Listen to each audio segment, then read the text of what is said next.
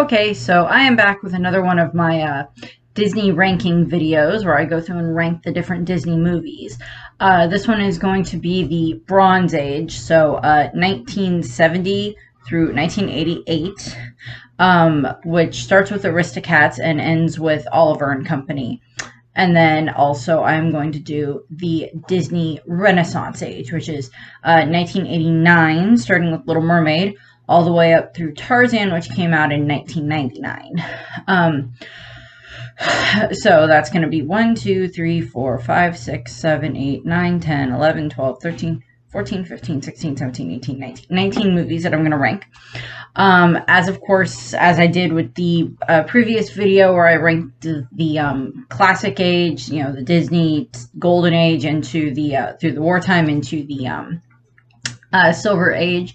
Is going to be me just kind of doing a very quick remarks about the videos and just kind of, or about the movies and kind of just, brief over thing in regards to thing of like why I put it in this place, why I put it in that place. Unlike with the other ones, I'm pretty sure there's not going to be any in the D category, because I believe I put Ichabod and Mr. Toad in the D category, and then I don't think I put anything else in the D category. Out of these movies, I don't think there's any that are going to be in the D category, simply just because of the fact that I like a lot of these movies a lot more than Ichabod and Mr. Toad, and even more than what was one of the other ones that was on that list? Even more than Alice in Wonderland and The Sword and the Stone. At some point I may end up doing like a big master ranking list that probably won't be recorded because it would take forever to record, because that would be like 70 some movies to a degree that I would need to rank. I may at least do like a master chart at some point where I like at the last video that I do for ranking the Disney videos, just like rank all of them together, and like that would just be something I would done on my own and not like, I don't know, maybe I'll record it and do it as a 2-part video. We'll see. It depends on where I fall for that. But let's get started. So the Bronze Age, for a brief history lesson for Disney, refers to the era just after the death of Walt Disney. And of course, the last movie that he worked on was The Jungle Book. And after that, they didn't really have any other movies going on at the time that were something that Walt had a hand in. He may have had a little bit of a start in setting up the Aristocats and Robin Hood, but there wasn't as much. Walt didn't have as much to do with those movies, because even if they had been like, inklings of ideas back when he first, back before he died, they weren't something that he had a huge hand in designing. So the Bronze Age are kind of, the Disney movies that are kind of referred to as the lower quality ones, which I find stupid because I love Aristocats and Robin Hood, and as much as a lot of people diss on the Black Cauldron, I actually like the movie quite a bit, as I stated in the review that I did. And if you want more further thoughts on all of these different movies that I'm going to be reviewing, just look back at the Disney videos that I did where I reviewed all of the Disney movies, minus a couple of the wartime movies. Pretty much all the wartime movies, because I didn't even touch on Ichabod and Mr. Toad, really. Let's start with the Aristocats. I love the Aristocats. I love Duchess. I love O'Malley. They were, I think, a rather high-ranking couple in my Disney couples video. I love Madame. I would love it if we got like, if they ever did like a live-action Aristocats movie or something related to that. I want Madame's backstory because she just seems so awesome. Very independent woman and everything. Kind of see how she found Duchess, and that type of stuff would be fun to do. A bit more lighthearted than Cruella. Not that Cruella didn't have its good points in the movie. And I love the songs in the Aristocats. Everybody Wants to Be a Cat. Who doesn't like that song? There's a couple of other, fun-ish songs that pop up in the movie. Edgar is a rather human villain in the fact that he is a villain. He is the antagonist in the movie, but he's also a human villain that is based on greed, as opposed to like Maleficent, that is just like, I was scorned because I wasn't invited to a christening. It's like, Edgar is greedy. That's the exact reason there. So we're actually going to put Aristocats in B. Now we're going to do Robin Hood. Okay, so Robin Hood is, of course, based on the folklore myth, of course, but in this case, it's done with the animal kingdom, with Robin and Maid Marian as foxes, and a bunch of the other people. Little John's a bear, and there's a fair amount of like quote unquote reused animation references in Robin Hood that they use from previous movies. Some of the references that they have for Little John are references that they used for Baloo in Jungle Book, because it's kind of the same character design, except they adjusted his coloring. And there's a few other little bits there that like Disney got knocked for by doing that, but it's just like they already had the reference footage, so why not use it? It's not a problem. It's an homage to the older movies, to past movies. Robin Hood is just, this very fun, it's just a fun movie. You get them joking with Little John, and, get them taking it down King John, and, or Prince John and everything. And, we, see Robin Hood being the good person, and I like the songs in the background and everything. Robin Hood is actually going to go... Actually, yeah, I'm going to put it in B also. I just love the character designs. Also, I love kind of there's the Disney theory that Robin Hood is an ancestor of Nick from Zootopia, which I'm like, I don't see any reason to argue with that theory. I think that sounds like a wonderful idea. So there's that. I like that theory there. I'm like, I can work with that. Then we have The Mini Adventures of Winnie the Pooh, which is kind of a compilation movie that they did, because throughout Walt's time at Disney, they had made several different Winnie the Pooh shorts that would air before different Disney movies. Of course, they would air in the theaters. They were like, 15-minute short things that were based, of course, on the books. And then I went over this a bit more in detail in the actual review of The Mini Adventures of Winnie the Pooh. And then when they put that into an actual feature-length movie, they went through and they added in a few little scenes here and there in between the little shorts that was like Pooh interacting with the narrator to like transition from like one little story to the next, which I like how they threw those in there to help with that transition. So Winnie the Pooh still had some of the touches of Walt, because it was still done. Parts of it were made while Walt was still alive. And such. And considering how long movies are usually in development, it wouldn't be surprised if Walt at least had some hand in some of at least a little bit of Aristocats, a little bit of Robin Hood, definitely partially for Winnie the Pooh. So they have that. And I do love Winnie the Pooh, and I've seen the stuff about since Winnie the Pooh is now in the public domain, there's that disturbing movie that is in the works of being made about Winnie the Pooh being a serial killer, which I'm just like, please God, no. Please no. Just no. Yeah. So Winnie the Pooh is actually going to go in C category, but it's going to be a pretty high C because I still like it. The animation is still adorable. I have a stuffed Winnie the Pooh doll and I think a stuffed Tigger doll that are in our Christmas stuffed animals in the garage. So I don't have any of those up here right now. Then we have The Rescuers, which The Rescuers, I've stated before, they're based off of a book series.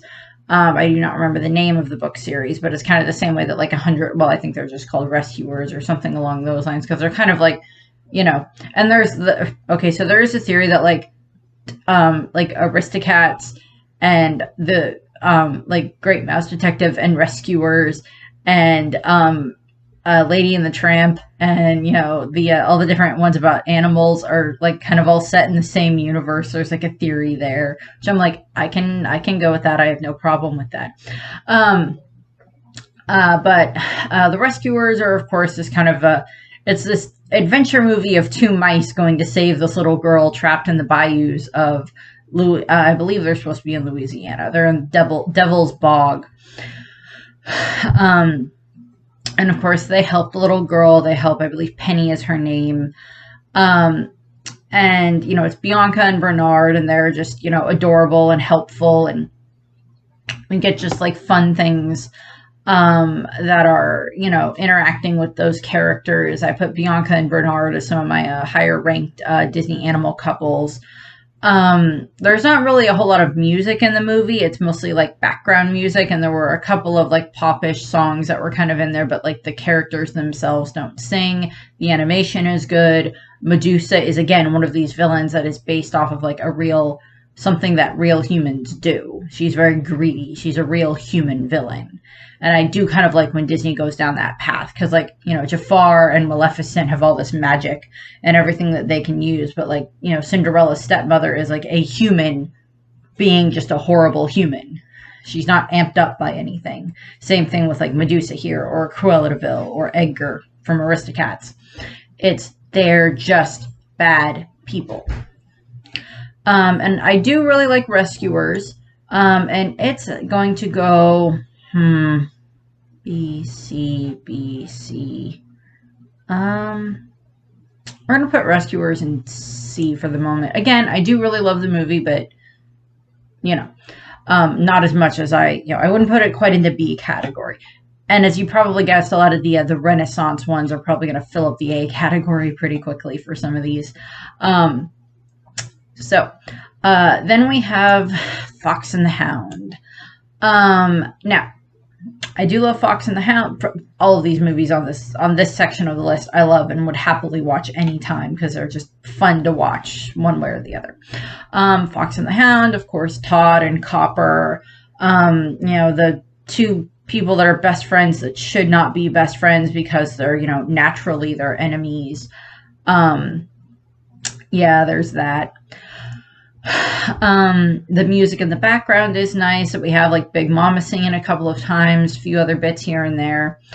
You know, we'll always be best friends forever, Todd. Yeah, forever, of course. It shows friendship. It shows, you know, kind of the, you know, people from the opposite side of the tracks, you know, they can still be friends and it's not a problem. And sometimes the world will do what it can to try to stop that, but you still do it. And that's going to go into B category. Then we have the Black Cauldron. Now, as I've stated before, in the Black Cauldron review, there are a couple of Disney movies that just do not have that very high of an opinion by the fans. Black Cauldron is a much darker Disney movie. There's basically scenes that deal with zombies in it in regards to like resurrecting the dead. And, you know, those types of things.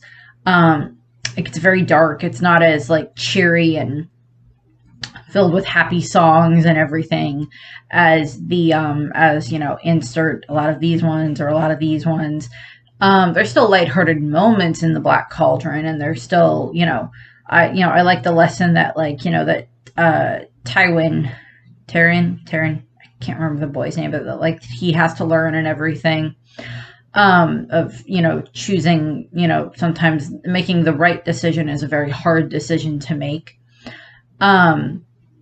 And I just love the animation that they put into it, because it was really good animation that they put into the Black Cauldron. It was not a very well received movie, and it was one of the lowest rated Disney movies, but out of all the lowest rated ones, it's actually, I think, the one that has like the biggest cult following. I know that references for it has popped up in a couple of different places. I believe that the Horned King pops up in House of Mouse, I think, at least once. Although I don't think we see any of the other characters pop up in that. Well, I think the Horned King is in Mickey's House of Villains. I think he pops up there. Let's see here. We're going to put Black Cauldron above or below Winnie the Pooh? Above, below. We're going to put it above Winnie the Pooh. What can I say? There's certain dark themes in it that I actually find rather interesting. Then we have The Great Mouse Detective. Which is, you know, I love it. It's Basil of Baker Street, which is basically Sherlock Holmes as a mouse, which I love. This movie is just fun. One of the first computer animated sequences in a Disney movie is in this movie, and that would be the inside the Big Ben. That whole sequence is computer animated except for the characters themselves, and it's beautifully done. And I talked about that a bit more in the review. You know, Ratigan is a great variation of like Moriarty and everything like that, and it's just really fun what they did with the movie. Not really too much else to go on with that. The animation is good. I like Miss Flavisham. I like them. I wouldn't have minded if they did something else with them. I know that they've popped up in like House of Mouse cameos before, and it would be interesting to see them as like maybe a Kingdom Hearts thing would be kind of interesting. Yeah. So let's see here. The Great Mouse Detective. Oh, and a side note, if The Great Mouse Detective hadn't worked, I know that Oliver and Company was already in the works by then, by the time they finished with The Great Mouse Detective, but the money from The Great Mouse Detective, the income from that, the box office from that, basically went into funding The Little Mermaid. And then because The Little Mermaid worked, we got the Renaissance. So without The Great Mouse Detective, this probably wouldn't have happened, or it wouldn't have been nearly as high quality, nearly as amazing for the Disney Renaissance era. So, side note about that. And we're going to put that one in C. I still really like watching The Great Mouse Detective. It's still fun. Then we have Oliver and Company, the one to finish out the Bronze Age. Now, Oliver and Company is, of course, as I stated, it's, animals acting out, the tale of Oliver Twist and everything like that. Just kind of how that works. Dodger is the Artful Dodger and everything. And, it's just like this fun way of doing it. Plus, again, they have this very human villain in the background in regards to Sykes, in regards to clearly he has mob ties. Clearly he has no problem with killing people. He would have been perfectly fine with killing, the daughter, with killing the girl, Penny? I think it's Penny. I remember. It's either the girl from The Rescuers, the movie is Penny, or this one is Penny, and I can never which one is which. Although I think I had the theory that the one from The Rescuers was this one's mother. I think I had that theory at some point. I may do a more elaborate video about that at some point. I may have to go and do that. One of the things, of course, when it comes to, Oliver and Company is, there's fun songs in there and everything. We get Billy Joel as Dodger. So we get these great songs going on in the background and everything. And Bernadette Peters is, is the dog, is the poodle. So we get those great songs there. Wait, is it Bernadette Peters that plays her? Bernadette Peters, or was it, I don't know, either her or Bette Midler that plays her, and it's perfect casting on either time for playing Georgette. So Oliver is gonna go here.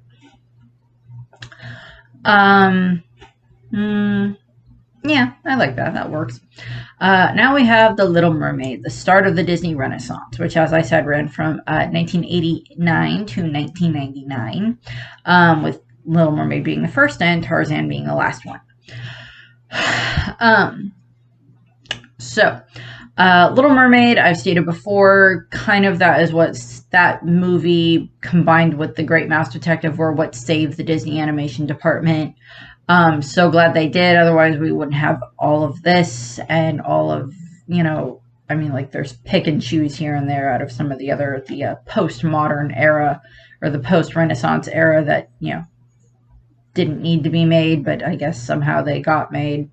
But, we wouldn't have those. We wouldn't have all of the amazing songs and Disney princesses, because the Renaissance gave us 1, 2, 3, 4, 5 Disney princesses. Plus The Lion King, plus Hunchback of Notre Dame, plus Fantasia, plus Tarzan, plus Hercules, blah, blah, blah, blah, blah. But let's see here. Little Mermaid. I love the songs. God rest you, Howard Ashman. You gave us amazing songs for The Little Mermaid and for Beauty and the Beast, and a tiny bit for Aladdin. amazing songs. Love them so much. Love Ariel and Eric. Ursula is an amazing villain. Love the animation in it. Um, you know, Under the Sea, Part of Your World, Kiss the Girl, love those songs. Poor Unfortunate Souls. I've made that reference to my friends at work multiple times. Oh, those poor unfortunate souls. At times. Dog. Let's see here. Where would I put Little Mermaid?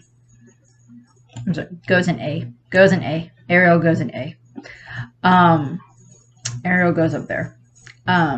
Okay, so dog is being dog. We'll see if he barks anymore. Next up, we have The Rescuers Down Under, which is one of the very rare theatrical releases of a sequel that Disney has done. Very rare ones. Fantasia 2000 is, to a degree, a sequel to the original Fantasia, but there's not that many other Disney movies that have not resulted in a actual theatrical release, barring Pixar with like the Toy Stories and the Incredibles and that type of stuff. But for the most, and Cars, and Monsters Inc. But for the most part, and Finding Nemo, yeah. But for the most part, Disney, they didn't do that many theatrical releases for sequels. I mean, like, Little Mermaid has a sequel, Fox and the Hound has a sequel, but, the other ones, The Rescuers having a sequel and it got a theatrical release was a very rare thing to have happen. Rescuers Down Under, very much like that, or as it's also known, I believe, Bianca and Bernard in the Land of the Kangaroo. Okay, sure. Fun name for a video. Fun name for a movie. I do really like The Rescuers Down Under. I love the animation. We get more of Bianca and Bernard's relationship in that. There's, fun characters in it and everything to a degree for some of the additional characters. And it's actually, I'm going to put it here. Just because that kind of sounds about right. I mean, like, I really like them, but it's not my, not my favorite one, but I do really like it. Then we have Beauty and the Beast. Oh God, Beauty and the Beast. I love Beauty and the Beast. It came out the year before I was born. As I've stated before, according to my parents, I used to be terrified of the Beast when I was a kid. For the first couple of times, I guess, that I watched the movie, I don't remember that, but apparently I was. I love the soundtrack. I love just the animated sequences that they have in it. Gaston, again, is a very human villain. The Disney movies where they go into a very human villain. The Rescuers Down Under also has a very human villain in it. It's this, Gaston is driven by his pride and his ego. And, he's been, proclaimed his whole life as being this amazing person. And the fact that Belle wants nothing to do with him just flabbergasts him.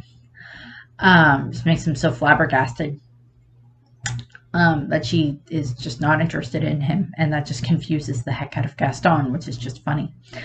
And we see that. Belle is an amazing leading woman, a leading lady. I love that. She does not take flack from Beast. She does not take flack from Gaston. She is perfectly willing to stand up to the Beast, even when she's, terrified of him. Well, you need to learn to control your temper moments. I love Beauty. Beauty and the Beast goes in A. Beauty and the Beast goes in A tier. I love it. I love it so much. Belle is one of my favorite Disney princesses. Then we have Aladdin. Again, love the music. Jasmine, amazing leading lady. Jafar, one of the great over-the-top villains that they have. Iago, sidekick, great. Love Robin Williams as the genie. Aladdin is great. It's so good. I love it so much. I mean, like, there's very few bad things I can say about a bunch of the Renaissance movies. There's very little bad I can say about them just because they were so wonderfully created with the characters, with the music, with the designs, with the backdrops. I love them. I just Aladdin. Oh God, what?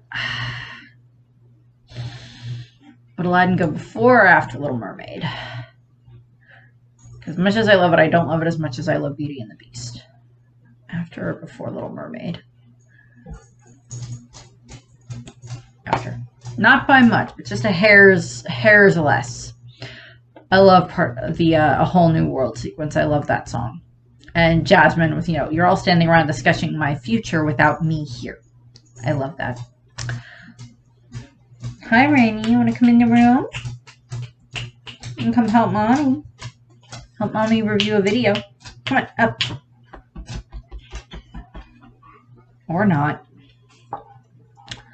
Then we have The Lion King, which, if I remember correctly, was the biggest box office hit of the Disney Renaissance, and I believe one of the highest grossing animated movies of all time, but also just Disney animated movies of all time. Great songs, Elton John, Tim Rice, God, love them.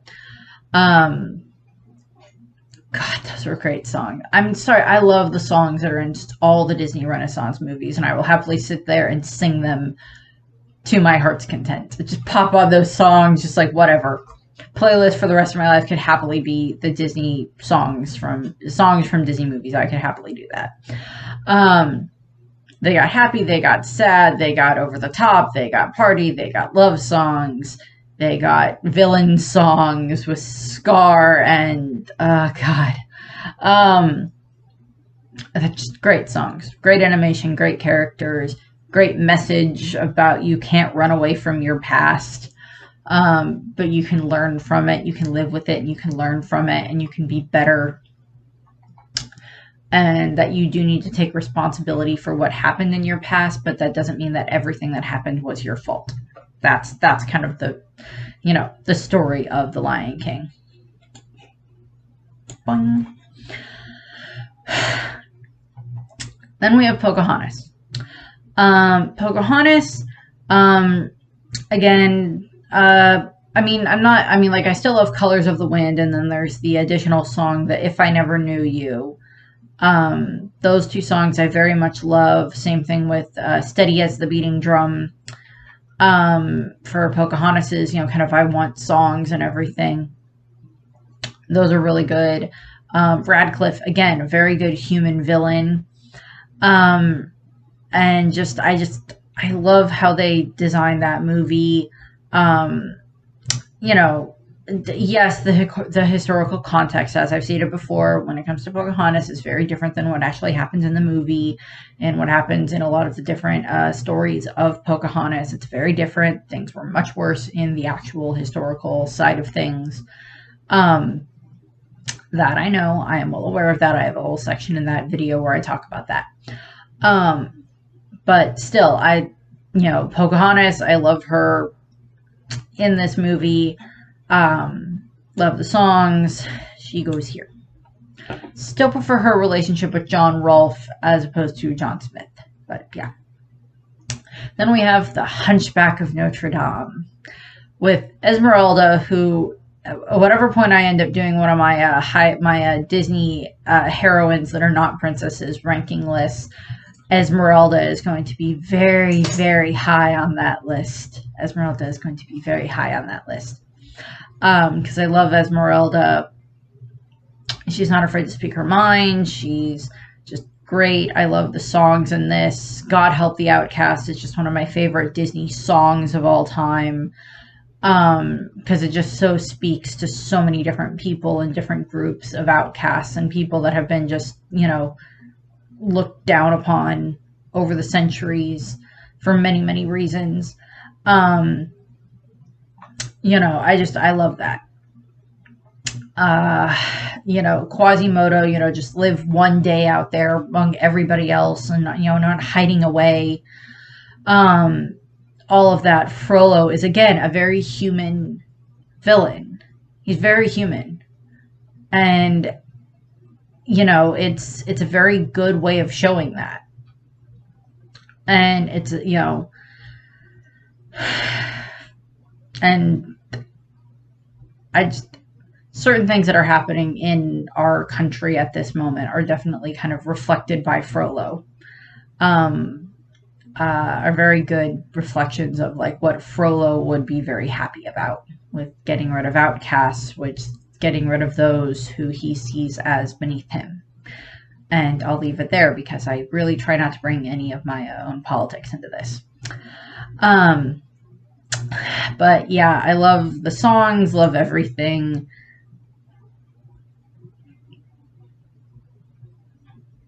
Yeah. Yep. Sorry, still love Aladdin, still love Pocahontas, but it goes above that. Then we have Hercules. Zero to Hero, I Won't Say I'm in Love. Just, God, love Hercules. I'm gonna, make, You're Gonna Be a Hero Kid, all of those songs, all the great background gags and jokes that end up their way into this movie. God, I love them. I love Meg. I love Hercules. Hades, again, great villain when it's not a human villain, when it is that type of a villain, where it's the more powerful, magical kind. Just love that as well. Again, I love the design of this movie. Again, it goes a little bit different than like the historical context of like what would have been going on with Hercules in regards to like the actual mythos of the story, but it's still a fun way of introducing kids to Greek mythology. I'm pretty sure if Disney had not done Hercules, then I probably wouldn't have been as interested in Greek mythology as I am now, and I love Greek mythology and Roman mythology and just mythology in general. Because like a lot of different fairy tales actually kind of have their roots in mythology, and that's just something else that's always been an interest of mine. Again, fun songs in the movie. It's great. I love all like the modern references. Indoor plumbing, it's gonna be big. I love those. Hercules is going to go here. Then we have Mulan. Again, love the songs. Reflection is just one of those songs that I always identify with. That and Part of Your World and, Belle's I Want song. As I say, there's always these songs in a lot of the Disney movies that are the I Want song. And a lot of times it's the princess that sings them. Not all the time, because I would Mulan's I Want song is very much the reflection, because she wants to prove to her family, to her community, that she can bring honor to them. And of course she does, and we know this, but it's still this very long road that she has to go down, and a very unorthodox way of doing it, to prove that she is worthy, that she is, able to bring honor to them, which in her society was a very important thing at the time. Still is, in a lot of societies, which is still something that we're dealing with today. Where, Turning Red, very much more recent Disney animated movie that was from Pixar, still touches upon that of like, it's one thing to give honor to your parents, but it's another thing to honor yourself. And that is also one of the lessons in Mulan, in that case, of being true to yourself. And, I love the designs in Mulan, just the landscapes that they make in the movie. Most of the Disney movies has amazing background sequences that I just love. Mushu's great, Eddie Murphy. To call back to Danny DeVito, of course, call back to Danny DeVito in Hercules. Love that.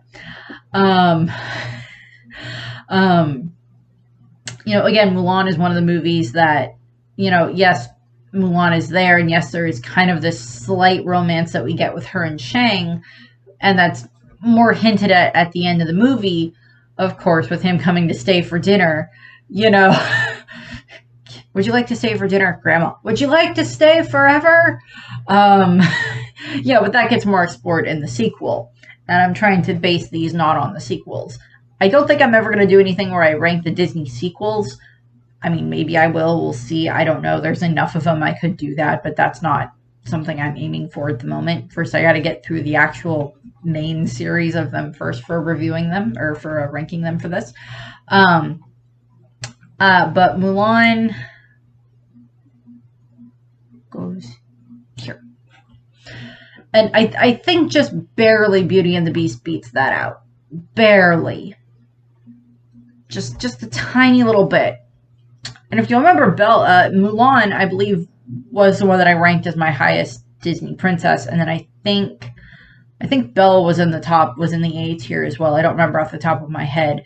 But I know that I believe Mulan was my highest rated one in regards to my rankings.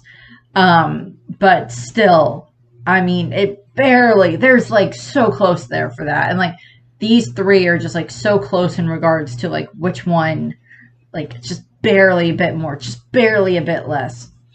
Then we have Fantasia. Well, Fantasia 2000. Which of course, I think I have these flipped around on here somewhere. So actually Tarzan would be the one that I actually need, because Fantasia 2000 actually starts the post-Renaissance era. So I goofed on that one when I was doing that one. Yeah, we'll just leave Fantasia there for the moment, and I'll just remember to put that one in the rankings for the other ones. So we have Tarzan, which finishes off the Disney Renaissance. And actually, I think it was Hercules was actually, well, it was either Hercules or Little Mermaid that made the least in the Disney Renaissance era out of those movies, but still, I still love it. Tarzan, again, based on the books, based on the old movies that they had for Tarzan. Jane is a great protagonist, great female lead. Tarzan is great. We get Phil Collins songs in the movie, Trash in the Camp. You know, Trash in the Camp is just a fun song. You know, Strangers Like Me. You know, all of that. Love those songs. Clayton is, again, a very human villain. Let's see here.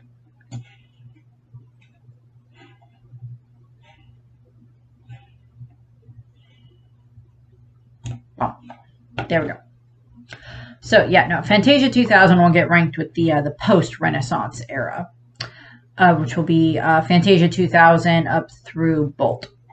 So, but those won't be quite yet. Those will be the next video. So, that's what I have for ranking the the Bronze Age and the Renaissance Age for Disney movies. For the animated ones. So I thank you for watching. I hope you enjoyed this video and give very brief descriptions, very brief thoughts on the movies. If you rank them differently, that's perfectly fine. That's entirely up to you. You like different, like the movies in a different way or a different reason than I do, and that's not a problem. So I thank you for watching. I hope that you enjoyed the video, and I hope that you have a nice rest of your day. Bye.